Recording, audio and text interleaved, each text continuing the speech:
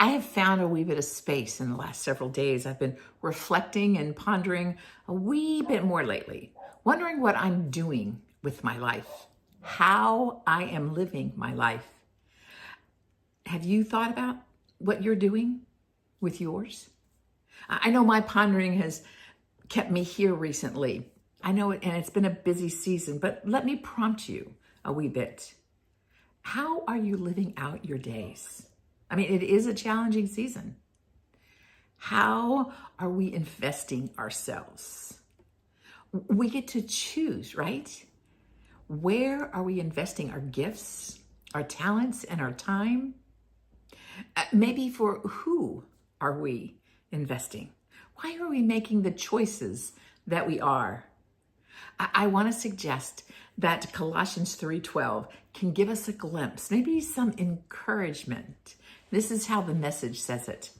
So, chosen by God for this new life of love, dress in the wardrobe God picked out for you. Compassion, kindness, humility, quiet strength, discipline. Be even-tempered, content with second place, quick to forgive an offense.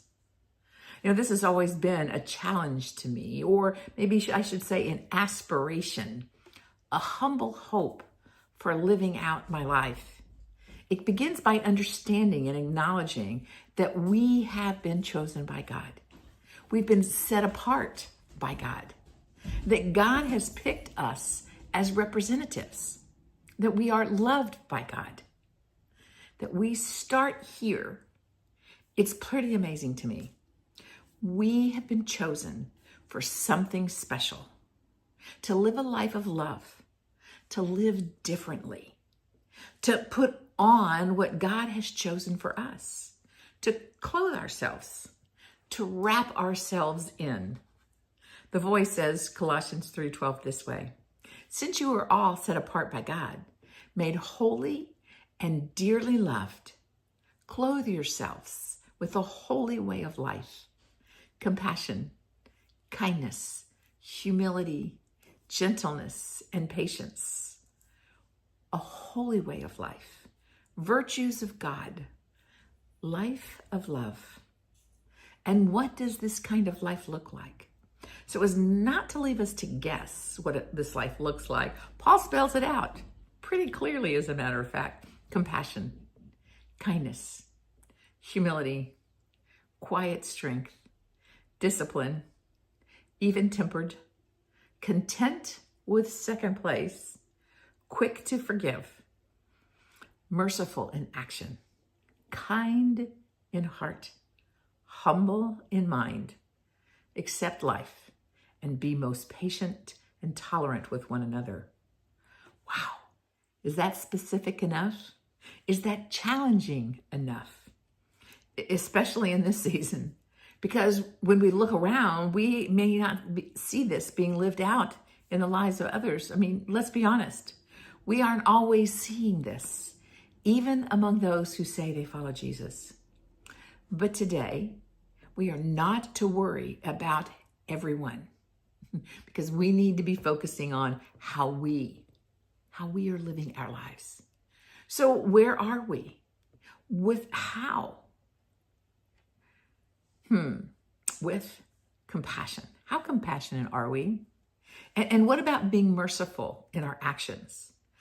How can we share kindness that is seated deeply in our hearts? What about standing with a quiet strength because we are authentically humble?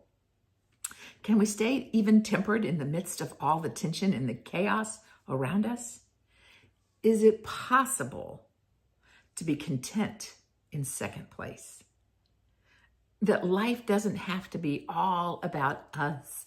We don't have to be number one. How quick to forgive an offense are we really? Or can we become? These aren't easy questions to ask ourselves. We need to make space to ponder, to pause, to ponder some more, and to listen. But they seem to be the ones Paul is challenging us with. Can we see the significance in challenging ourselves to live life this way, a different way? J.B. Phillips says Colossians 3:12 this way: as therefore God's picked representatives of the new humanity, purified and beloved of God himself, be merciful in action, kindly in heart, humble in mind, accept life, and be most patient and tolerant with one another, and ready to forgive if you have a difference with anyone. Since we have been chosen, picked, loved, set apart as God's reps for a purpose, to live life before others that will allow them to see Jesus. But it isn't easy. Why? Because we're way too human. We're taught to put number one first, and we're number one. We're taught to be loud in our strength, to gain position and power, to even hold grudges for and against others. That arrogance really shows strength. We can see this day in and day out. Leaders blaming loudly and fiercely, like volume and intensity, shows strength. Yeah. People not accepting responsibility in a way that can be helpful for others. Impatience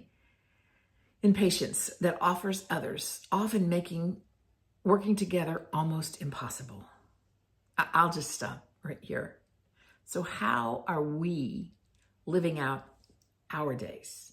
How might others say they see us living out our days? Let me leave you with Colossians 3:12 from the Passion. You are always and dearly loved by God. So robe yourself with the virtues of God, since you have been divinely chosen to be holy. Be merciful as you endeavor to understand others, and be compassionate, showing kindness toward all. Be gentle and humble, unoffendable in your patience with others. So, knowing we are always and dearly loved by God, knowing the resources we have because of him, how will we choose to invest ourselves in the world around us? Where are we investing our gifts, our talents, and our time? What will we choose? It's up to us. Let's ponder. Pray with me.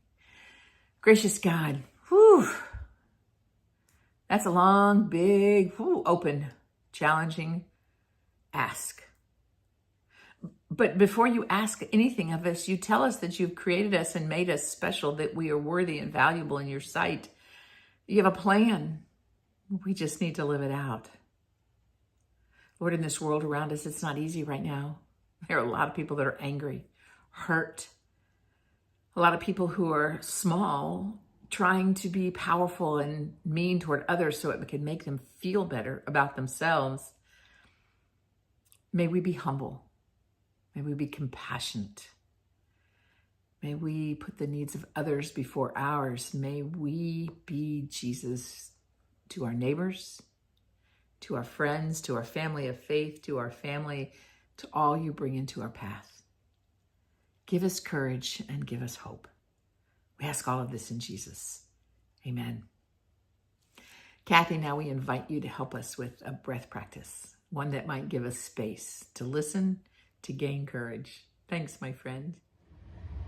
Today's breathing is continuing to support ourselves in really listening to others. So the emphasis will be on the exhale of any preconceived notions that we might have about another person. Inhaling through your nose, exhale through nose, and really, really allow the belly to pull in so that you're completely empty. Inhale, fill the belly, the torso. Exhale, use the abdominal muscles. Inhale, exhale, Inhale, exhale. And bring your breathing back to its normal in and out. What does it feel like when you let go of breath, when you let go of preconceived ideas in a situation, when you're with another person? Thanks for breathing with me.